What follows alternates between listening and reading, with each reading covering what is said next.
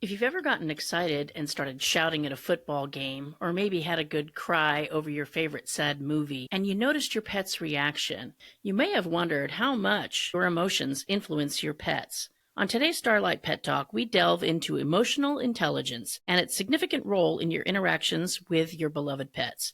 Discover the profound effects your emotional awareness and emotional management can have on deepening your bond and enriching your mutual understanding. Stay tuned. You're listening to Starlight Pet Talk, a podcast for pet parents who want the best pet care advice from cat experts, dog trainers, veterinarians, and other top pet professionals who will help you live your very best life with your pets.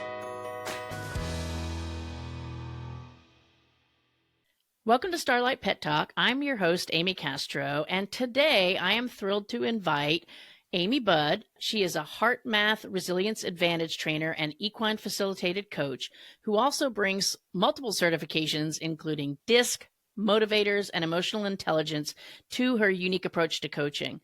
With a profound passion for healing hearts and evolving souls, Amy teaches people how to maintain their emotional integrity, basically with the poise of a good, steady horse. After more than 2 decades in the business sector, Amy pivoted to combine her corporate acumen with her love for horses, crafting a distinctive coaching style that helps individuals and teams discover their essential selves, become heart-centered, and emulate the cooperative spirit of a herd of horses. So, Amy, welcome to the show. Thanks, Amy. I'm super excited to be here, and it's so funny to have the Amy's working together today. So I know, it's Amy power, right? Amy squared.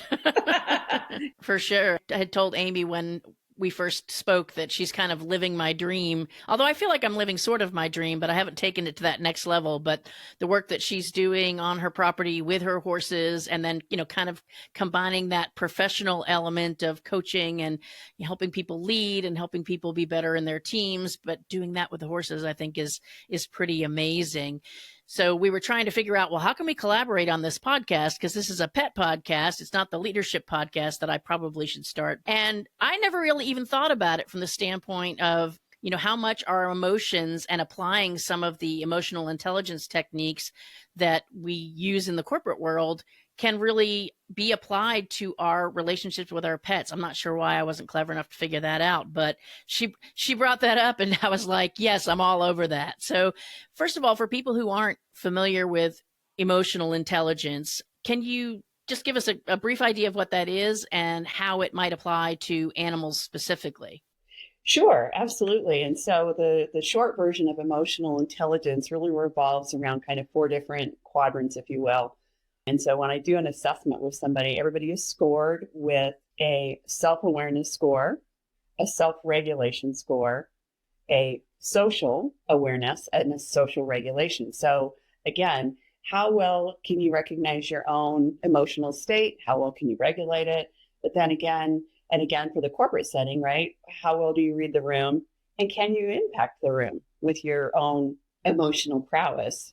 And of course, for me, that translates directly to the pet world. And I guess for your audience, just for their benefit, I'm not a newbie to cats and dogs. I've had over 20 years in the pet food industry. So I had my own small pet food company where I did raw, frozen, cooked, and dehydrated foods for dogs and cats. I have worked in a veterinary clinic for I don't know how many years and fostered, So we have a lot in common. We do have a lot in common. And so, being able to tap into that wisdom of ourselves directly impacts how we interact with our animals. And for anybody that's doing, any rescue work, whatever, really learning how to first regulate yourself before expecting that animal to regulate or co-regulate is just a huge piece of the puzzle.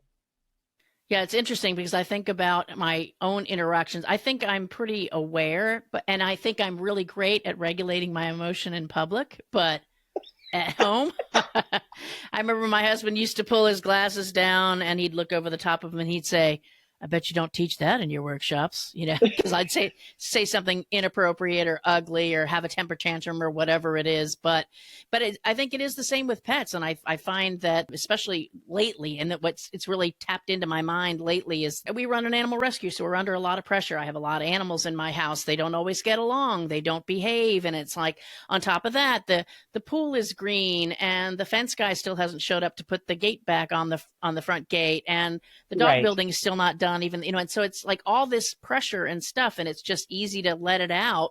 And I know you haven't heard the teaser yet, but one of the things I said in the teaser was, you get excited at a football game and you start screaming and hollering, and the reaction on your pets, faces, or they run from the room. And it's like, Right. do we really realize how much of that, even if it's not directed towards them, how much our emotional expression or lack of expression, I think about people on the other end of the spectrum who might be, holding things in, or people that are dealing with extreme anxiety, and they may not be screaming and Absolutely. yelling about it.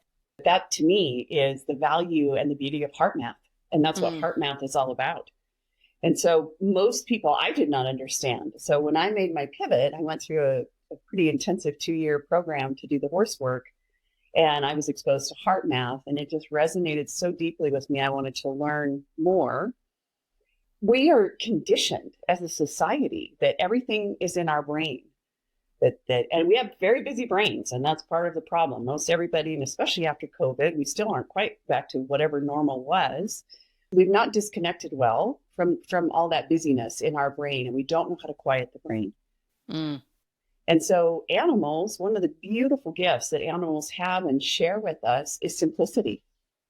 They don't have that complex brain, and so they are so fully present in the moment and experiencing the moment, where you and I, because of the complexity of our brain, have a tendency to either live in the past or we're worried about the future. And so, just like you said, well, the barn's not built and the dog, fence guy's not here, and the pond is green, and oh my God, the dogs are barking and the cats are meowing, and oh, somebody just peed outside the litter box. Blah, blah, blah, blah, blah, blah, blah. We turn into the hamster wheel. So what happens as far as our human physiology, though, we are almost like your cell phone. With every single heartbeat, we are emitting an electromagnetic impulse. So your heart is a muscle, and it generates an electromagnetic current with every single heartbeat. So with every heartbeat, you are quite literally broadcasting information, whether you're aware of it or not. The information you're broadcasting is exactly that, your emotional state. So just as you said, people that maybe have a low level anxiety, depression, even a low level fear running under the radar that they may not, again, have that good self-awareness about, or maybe they do, the animals pick up on that. That's what the animals are sensing. So with horses, because you have a herd mentality, their survival depends on being able to quite literally read the room and react very quickly. Dogs, on the other hand, have a pack mentality. There is a hierarchy. It is survival of the fittest. Humans run in a very similar mindset. So imagine you have a terrified dog, or you have a dog that is, say, having a behavioral issue, right? So having done foster, you already know what I'm speaking to. Yes. Because most of the time those dogs end up with emotional issues. Mm-hmm. Whether it's abandonment, whatever the package that comes in. And so if you also are having this low level emotional thing running under the radar that you're broadcasting with every heartbeat, again, animals pick up on that. And so now you've got a dog or a cat or a horse or whatever is in your household. They can't help but question and wonder, should I be afraid? You're afraid. Mm-hmm. You're anxious. Should I be anxious? What are we afraid of? And so really having that ability to learn to self-regulate so that you can then co-regulate is a gift. And so we'll practice that today. Just for people who aren't familiar with HeartMath, what exactly is that? Yeah, so HeartMath was developed almost over 30 years ago by truly kind of a group of nerdy scientists that wanted to ask some bigger questions about human physiology, and the research wasn't being done.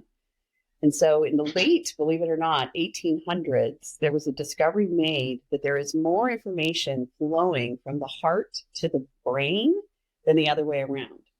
Most people believe that the brain is the center of all information, all activity, how we think, how we feel, and that is so not the case. Everything is actually originates in the heart. The heart sends the impulse to the brain on basically how you should feel, what you should think. So the heart originates everything. So HeartMath came about as basically a result, again, of this group of scientists wanting to ask physiological questions. But in doing that research, what they found was with the breathing techniques and some of the other more advanced techniques, we can teach people how to make a conscious choice on how to feel. So that we have so much more power within us than we've been led to believe. And so by learning how, and it's widely used by first responders, a lot of the first responder community uses it just because, again, if a police officer goes out on a call, right, they're going to have a huge adrenaline surge. They can't help it. Doesn't mean they're going to be in necessarily like fight or flight mode, but that's just the response of our physiology is to have the adrenaline surge. If we don't learn how to stop that and control it and do a reset, the body will just continue to dump cortisol. The same response physiologically is happening for people who are running a low-level anxiety, a low-level depression. Your body is just continuing that negative output of chemicals. So learning to pause, shift, and we'll do it today, the heart-focused breathing, and I will also offer the quick coherence technique, and learn to make that shift in your physiology, then you begin to release your body's good chemicals, DHEA, which is Mother Nature's basically antidepressant. And we have it on board. We just need to learn how to turn it on. Again, once you learn how to control and manage your own physiology, you also then begin to operate at your premium. So things that were triggers for you no longer are as triggering. You have a much, much greater self-awareness. You also have a much greater intuition. You just are operating in a much higher level than allowing some of those negative depleting emotions to run your life. Right. What it makes me think about is, I think back to my horse days. My horse used to be terrified of everything. A garbage bag blowing, a garbage bag doing nothing other than sitting at the driveway with a bunch of leaves in it, a bus coming down the street. But it got to the point where I began to anticipate the reaction that I knew was coming. Right. And so I know I was triggering it because other people would get on the same horse and not have that fear and anxiety because it hadn't happened to them 15 times. And I see this a lot in rescue with people that are working with dogs and cats that kind of come into a situation fearful of certain types of dogs or people that are afraid of cats. They almost trigger the hissing and or a swat or something like that. But also with people, and probably the ones I feel the most bad for, the ones where the dog does have a behavior issue like reactivity or something like that. And so once they know it's quote unquote know it's going to happen, then they make it happen. And and they don't even have to open their mouths. It's not like they said a thing, but it's what I just said. It's that heartbeat, right? Because you are literally with every single heartbeat, you are broadcasting information. Right. You had mentioned previously something about an actual machine. Is it the math because it's measuring your heartbeats per minute? There is a device. It's called the Inner Balance Trainer, and it clips to your ear. You're looking at kind of two different things. So your heart has a rate, right? How fast it beats. 60 beats per minute, 70 beats per minute, whatever that is. What the regulation tool is really about is the space between the beats and what's called your heart rate variability. And so if you looked at the data, right, if you were from a medical perspective, you're like, oh my gosh, that person needs to go to the hospital, they're in AFib or whatever. Yeah. But a healthy heart does not beat regularly. A healthy heart actually has a fairly high degree of what's called variability, so the space between the beat. And when you learn how to regulate your breathing, and again, I'm doing heart-focused breathing right now, and you would never know that. Nope. So they're meant to be done kind of in the moment, on the fly. Again, that's why it's so widely used by the first responder community. Our Tier 1 military uses these techniques because they're in a lot of close proximity with each other. So again, it's learning that self-regulation piece of the puzzle emotionally, which changes your physiology, so that you are operating at a higher level. So if your heart is beating erratically, It's almost like if you were driving your car with one foot on the gas and one foot on the brake. It's a really rough ride. Whereas if you can learn to regulate, you create a smoothness to that heart rate variability. And that's what we're looking for. So the tie to emotional intelligence and the elements of awareness and regulation, is it kind of just a parallel concept that overlaps in some ways? Yes, absolutely. Yes. And I utilize both. So there's ways to measure emotional intelligence, right?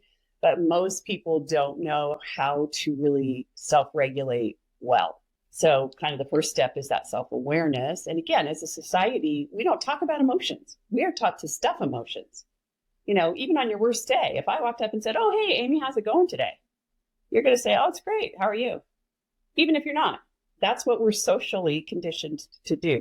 Even if you're on the verge of homicide.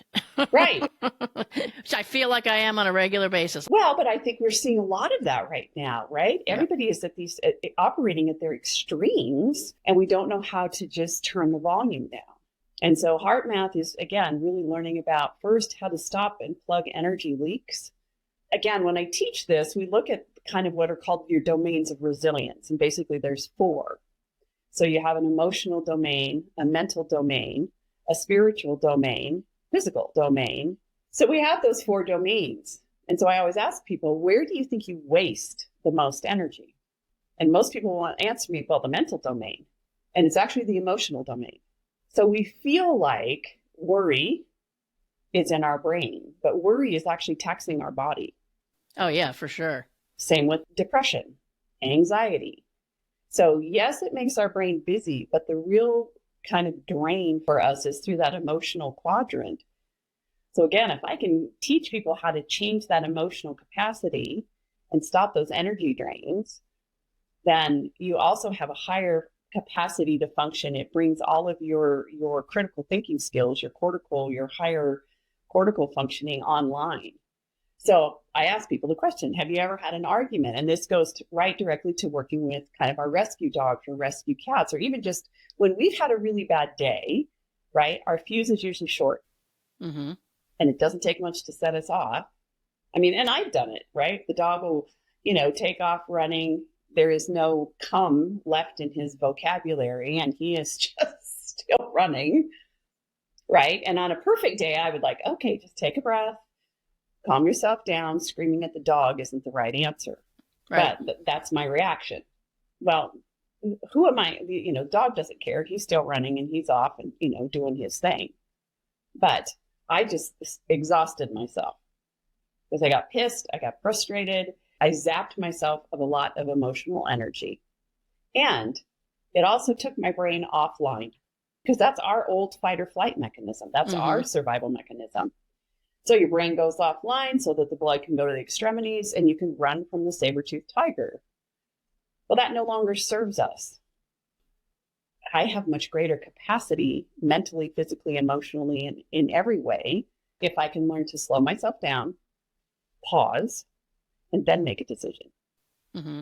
And in that example that you gave, where you've got the dog is, 100 yards away and, they're, unless you're yelling really loud, they're probably not picking up on that emotion like they might be if they were at your side. So in that instance, maybe it's more of an impact on you. But absolutely, where I'm going with this is, how does our inability to recognize and regulate where our emotions are coming from, and then how do we act on them in a productive way? How does that impact our pets? Like if we were because the first thing I thought about was just something, sometimes again, when you're really on edge, something that the dog does all the time, but because you're already pissed off, it puts you over the edge, like going to the water bowl and drinking and walking away with all the water pouring out of their mouth. It's like, is that some kind of a shock that happened? Because it happens every day. And that's why you have that little mat there. And that's why there's a towel on the floor.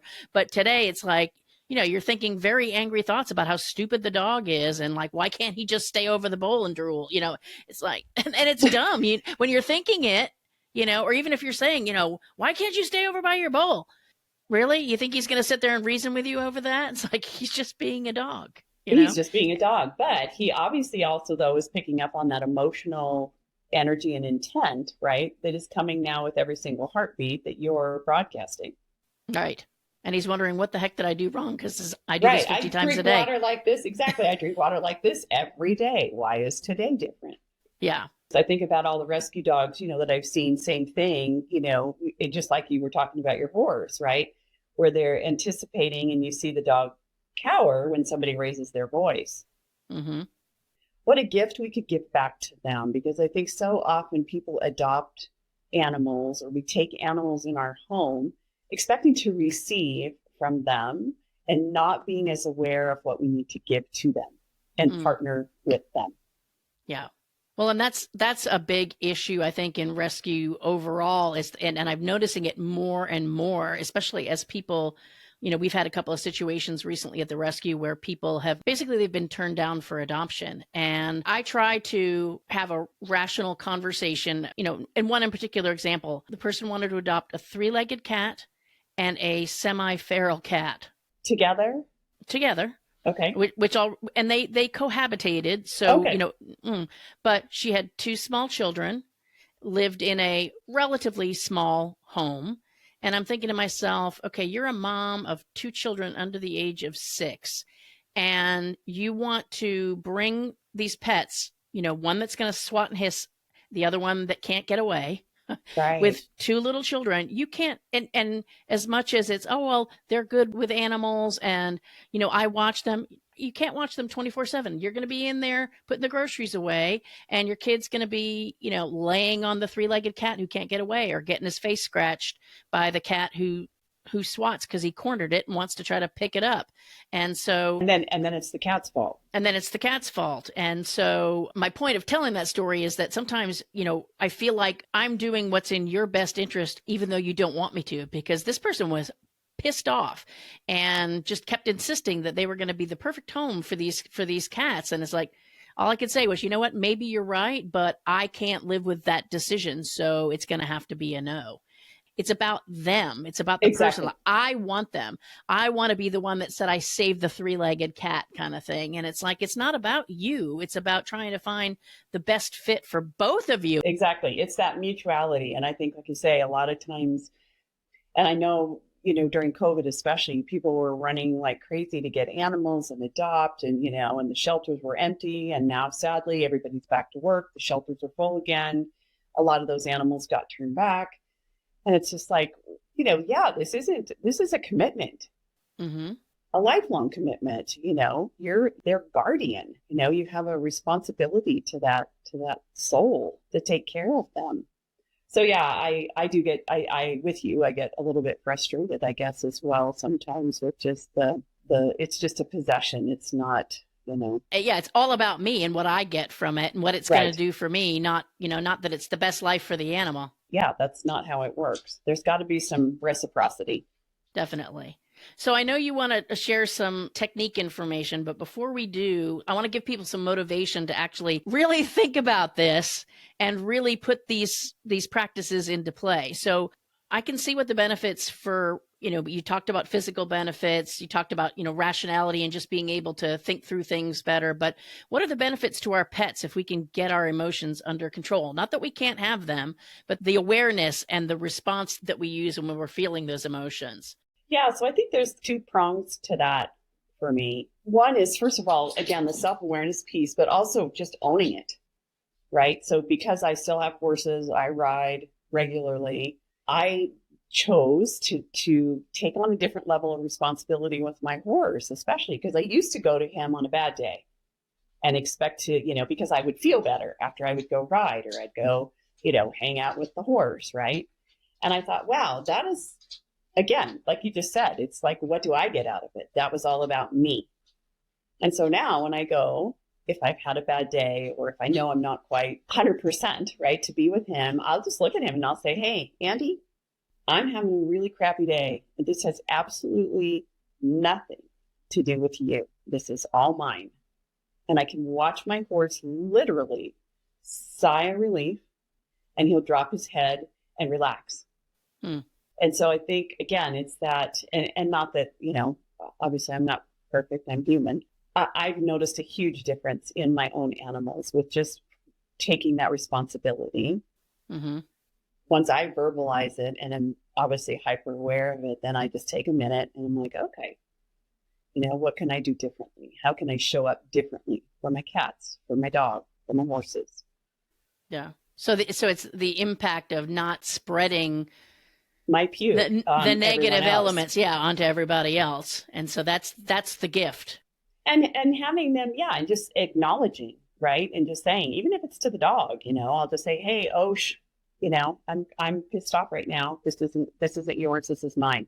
And I don't know, obviously there is something they pick up with our intent with verbalizing that. So try that next time, right? On the day you're frazzled and you've got the slobbery water bowl. I do a lot of apologizing. Well, and so maybe instead of the apology, right? Which, I mean, I think there is still value in that, but maybe instead of the apology, just pre-pave and just say, hey, household, because you have a household full, right? I'm having a bad day. This has nothing to do with you guys. This is mine. And I'll take it. Yeah. And so I think once we let go of that expectation of having them take that burden from us, everything changes. And I guess I look at it just like with a human conversation. Every interaction we have is an opportunity for a conversation. What kind of conversation do you want to have? Right. Do you want to have a productive conversation or do you want to have an argument? Right. Well, it was interesting. I thought you were going to say something along the lines when you were talking about having a bad day and going to the horse, because I feel like sometimes my better option at that moment in time is I like to go hide in my bedroom. I hide in what I call my coffee corner in my bedroom. Sometimes it's just, it's just, I need to have that moment. And I've been like that since, my daughter was little. We had a rule, like literally when I walk in the door, especially when I was working, long hours on this particular contract, it's like I've been running my mouth and listening to people ask me questions and question me all day long, and I don't want to have another conversation for 30 minutes after I walk in the door. So there was kind of this little rule of I just need 30 minutes to go back, take off my business clothes, wash my face, take a breath, and then I can come out and hear all about your day or whatever you want to share. But I can't pick you up in the car and hear about it the minute the door closes or the minute I open the door, Mom, blah, blah, blah, blah, and I just can't take it. So, well, but right there, that is a massive level of awareness. And you set a very clear boundary, which is so healthy, right? Most people don't know how to do that. Right. And I think we can do that with our pets too. Absolutely. I've noticed that there are certain things where there's like a certain level of, like, I don't generally let my pets sleep in my bedroom with me for a lot of reasons. So when I come out, they all seem like super excited to see me. I don't know why. I'm still the same lady, but, or if I've been hiding in my coffee corner and I just managed to stay back there for 8 hours because I was doing something on the computer and I come out, it's like coming in the front door after work. And it's like, sometimes I just, instead of trying to tell them, stop, because they're all jumping, they're all, scratching, whatever they're doing out of control, I just try to say nothing, take a deep breath, and just keep walking. It's like, and my intellectual mind says, well, that's kind of mean. They're so excited. You should be giving them attention. But I'm also, if I do that, number one, I'm not really feeling it. And I'm kind of just stirring up the already excited level to another level if I pretend and get down there like, oh, hi, guys. So it's just easier for me to just take that walk through the gauntlet, literally, and go get that drink of water or whatever it was I was going for. And then, I've had my breath and it's like, okay, I can do one at a time. Like I'll pet you, but I can't take the mob at the face like the, Beatles getting mobbed in the 60s. How much can you handle like that, right? So one of the techniques we do is called attitude breathing. And so if you already are waking up with that attitude, or I don't want to say dread necessarily, but it doesn't sound like it's a joyful experience every time, or that you don't want to go down that rabbit hole of having to pet everybody and, start the morning chaos. Imagine yourself just being full of ease as you walk through the gauntlet in the morning. That's what I was going to ask. Is it, as I'm walking through the gauntlet, or is it in anticipation? Because there are some mornings where everything just starts so abruptly, and everything, and then it's like everybody needs this, and then I've got to go do horses or chickens or whatever. There's a lot that has to happen in the morning. But right. I've also sort of gotten this mindset lately, like does it really have to happen at 6:15, or can I hide out here and have my cup of coffee first and brush my teeth and throw some water on my face first? And so I try to be really quiet and kind of stay back there and not You hide. stir up. I hide. Yeah, I basically hide in my bedroom.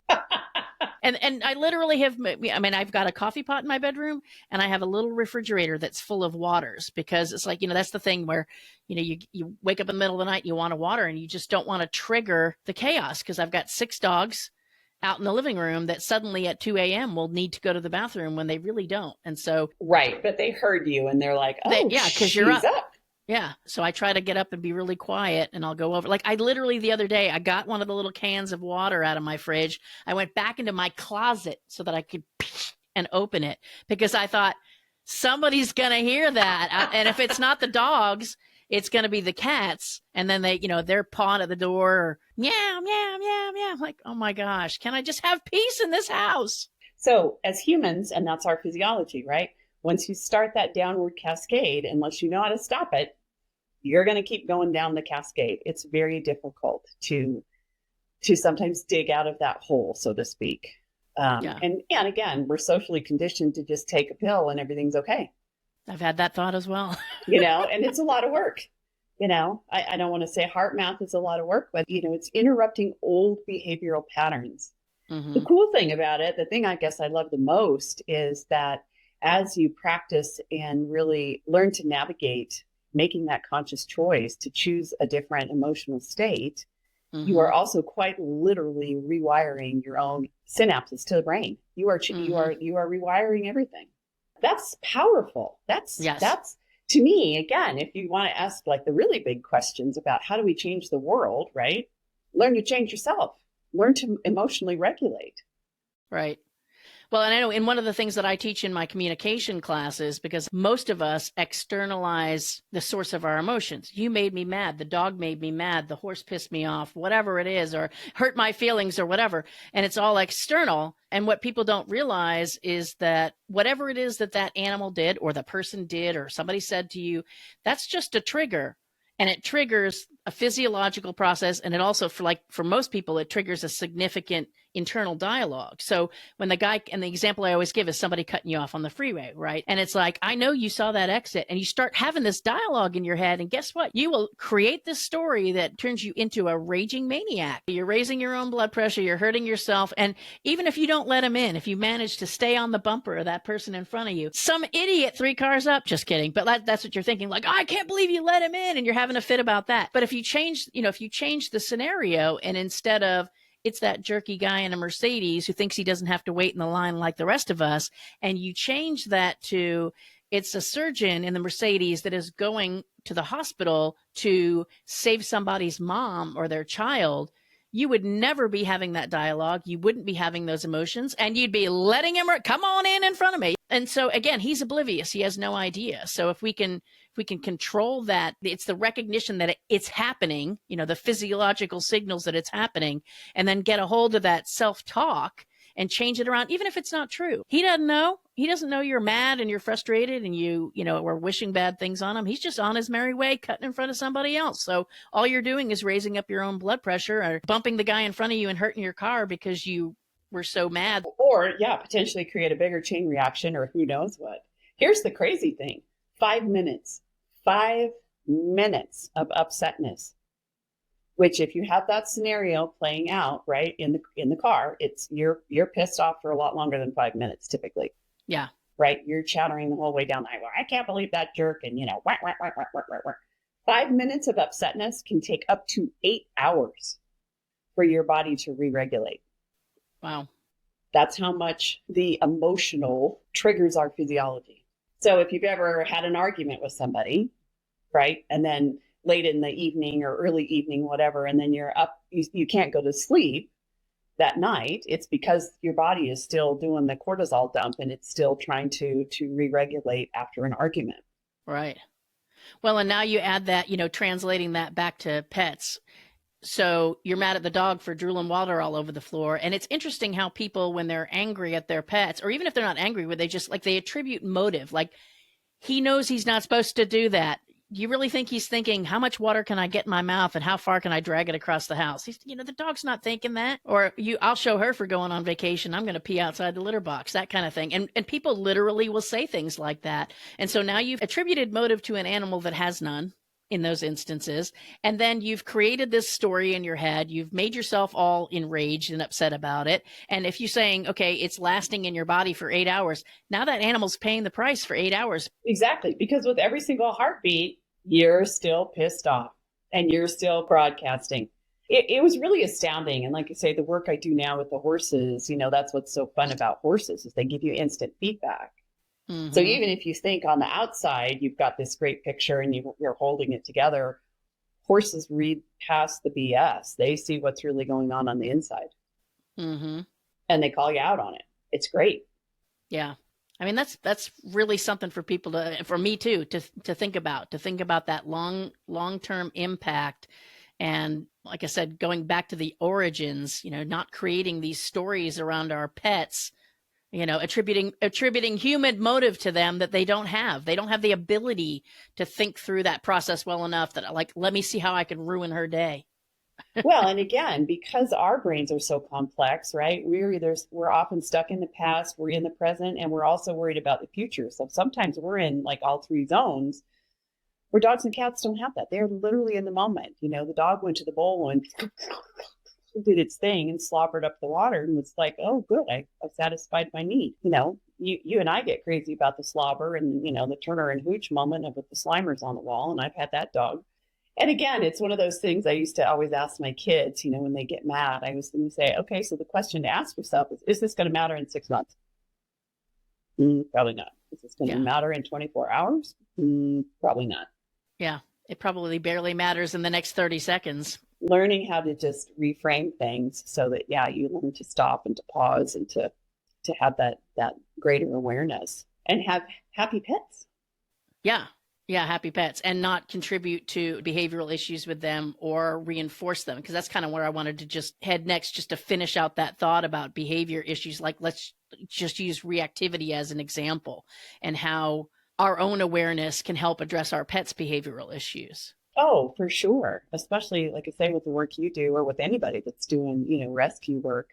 Because typically those guys come in with some type of either behavior or emotional issue based on their previous experience. And so in some level, yes, there are some emotional baggage, right, with those animals because they're anticipating a certain response from a human.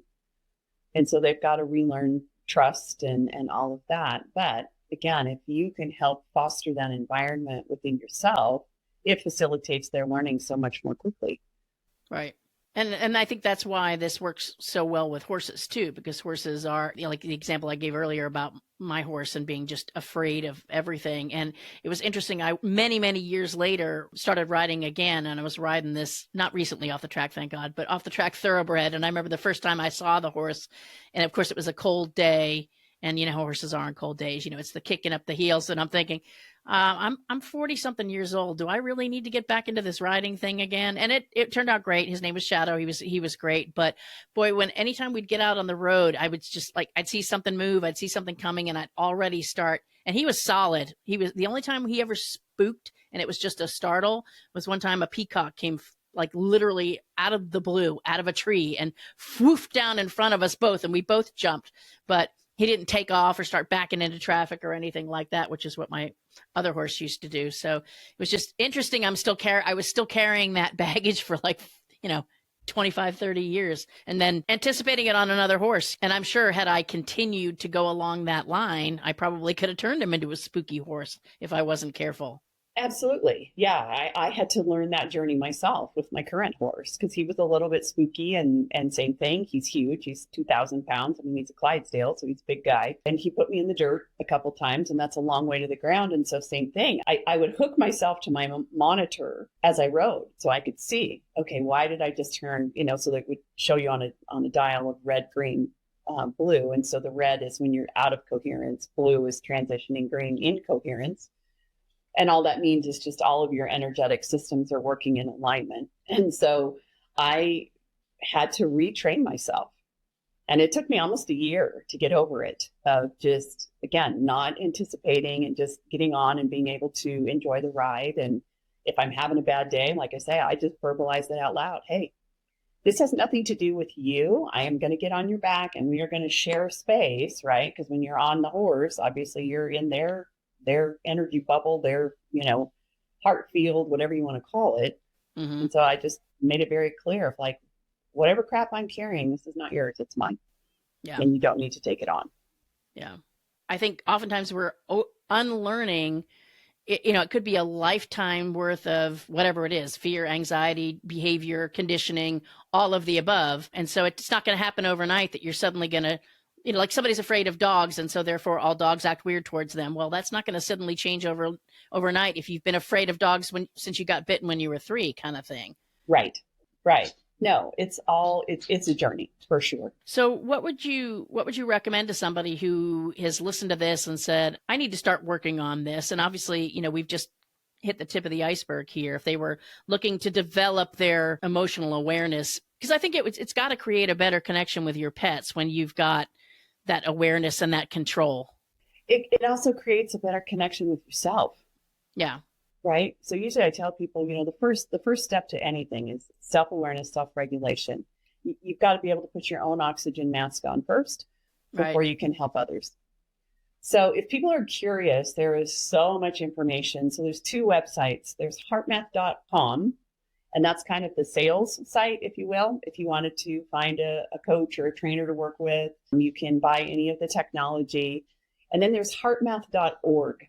And the .org site is so wide and so deep. You can type in any subject in the search bar, and there are literally hundreds of white papers that have been written. And so there's just years and years worth of documented science on some of the studies that they've done. So lots of tools and techniques. And then, like I say, I was happy to just walk your listeners through the heart-focused breathing. It's one of those things that's simple, but it's not easy. Because you're interrupting an old pattern, right? It's that catching yourself. It's that self-awareness piece. It's that stopping the old behavior before the train, leaves the station. But I've worked with a lot of kids, especially during COVID, because they couldn't get into therapists. And even just doing this one technique, I had one little girl, she was doing some self-harming behavior, and anyway, it was a whole lot of things. But I said, I want you to set an alarm on your phone. I want you to do this 20 times a day. When you walk into the classroom, when you walk out of the classroom, when you get on the bus, when you go, set up a schedule. And I probably took 3 weeks, but within 3 weeks, it was a different kid. No medications needed. I mean, it was just, it's crazy. Like I say, if you can train yourself to do this, how fast the turnaround actually comes. Think of us like a cell phone. You only have so much battery. And you're either draining that battery or you are renewing the battery. And so the unfortunate thing is most people let their battery get to red before they recognize there's a problem. Yes. So unfortunately, we don't do good self-care. We don't constantly learn how to recharge our own battery. And so the heart-focused breathing technique really is the first part of the HeartMath kind of techniques, if you will, and it helps plug those energy drains. So it stops that outward flow. So let's just do it. So get comfortable in your chair.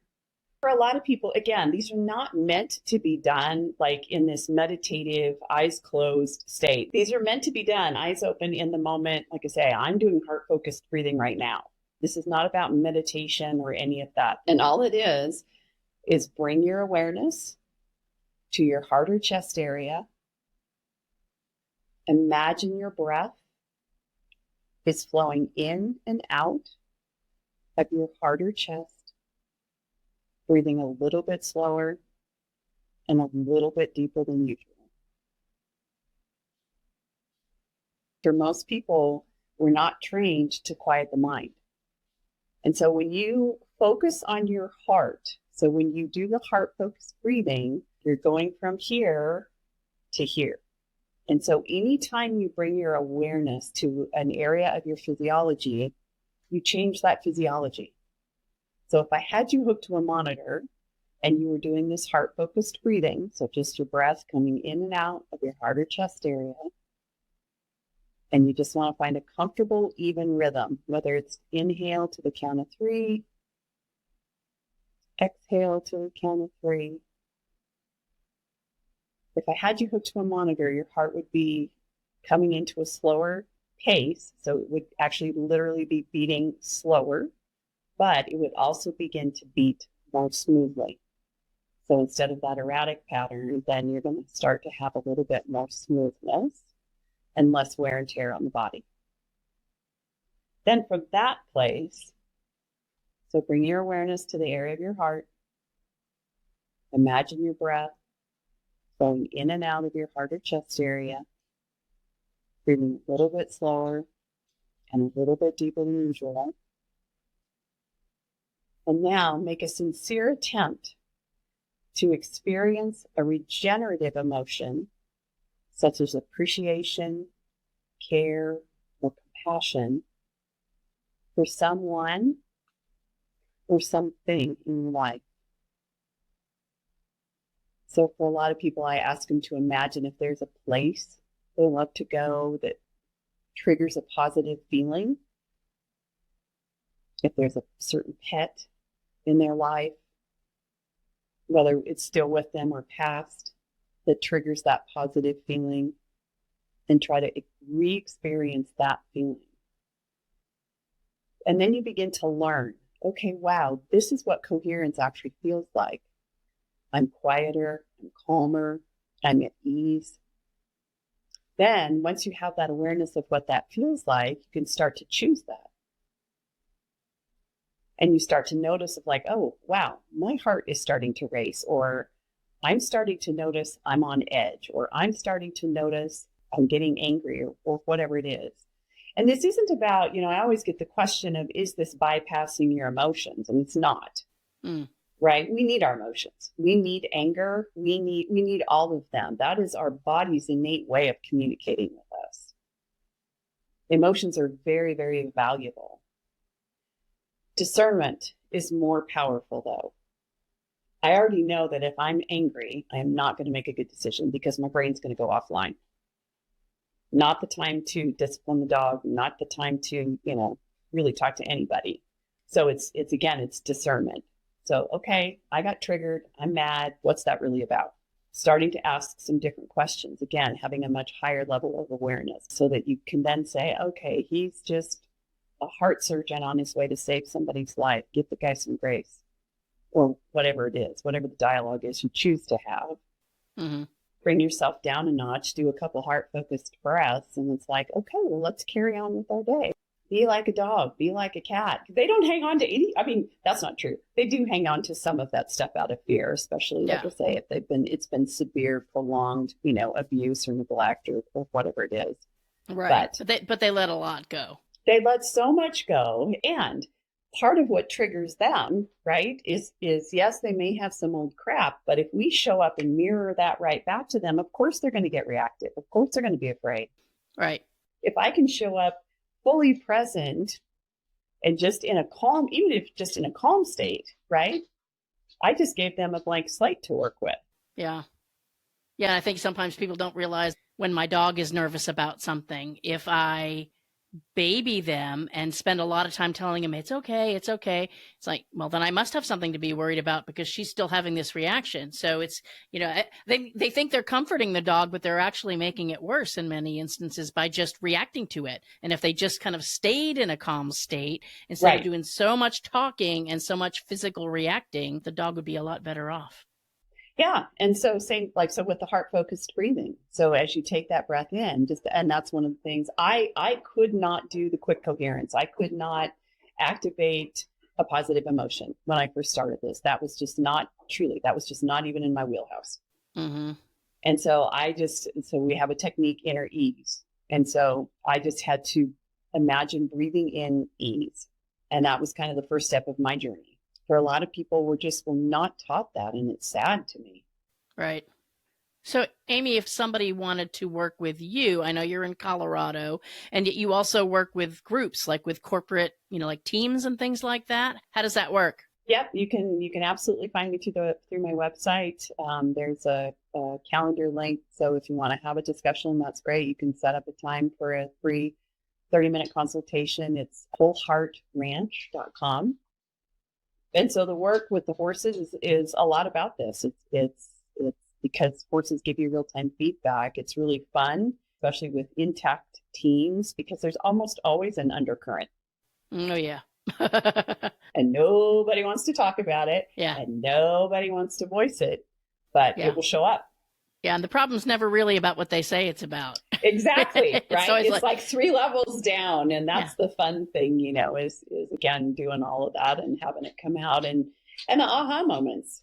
Yeah. Well, speaking of aha, I know I've had some aha moments in this episode today because, like I said, it's been really weighing on my mind over the last. I mean, it's not that I've not always been sort of a hothead, but I'm kind of one of those flash in the pan hotheads. I don't feel like I hang on to it, but now that I know the physiology behind it, and even if I think I've let it go, the impact that it's having not only on me and on my pets, I think kind of nipping it in the bud, or especially the extreme level that sometimes things go to. And I'm glad that you said, I think it is important for people to realize that you're going to have your emotions. You're entitled to your emotions. One of the things that I teach is about how to, express them, that it's okay to tell people I'm angry about that.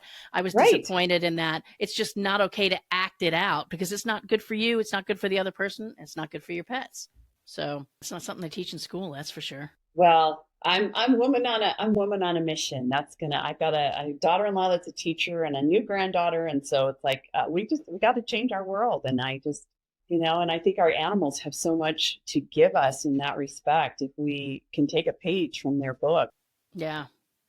Well, Amy, thank you so much for being here with us today and for sharing your wisdom and your knowledge. And it really has given me a lot of food for thought. And I'm sure it has for my listeners as well. Good. Well, I appreciate that so much, Amy.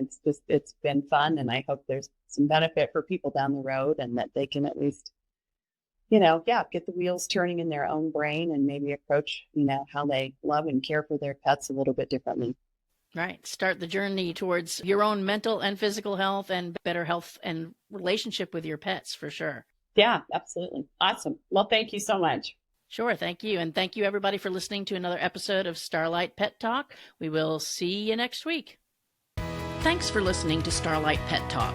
Be sure to visit our website at www.starlightpettalk.com for more resources, and be sure to follow this podcast on your favorite podcast app so you'll never miss a show. If you enjoyed and found value in today's episode, we'd appreciate a rating on Apple. Or if you'd simply tell a friend about the show, that would be great too. Don't forget to tune in next week and every week for a brand new episode of Starlight Pet Talk. And if you don't do anything else this week, give your pets a big hug from us.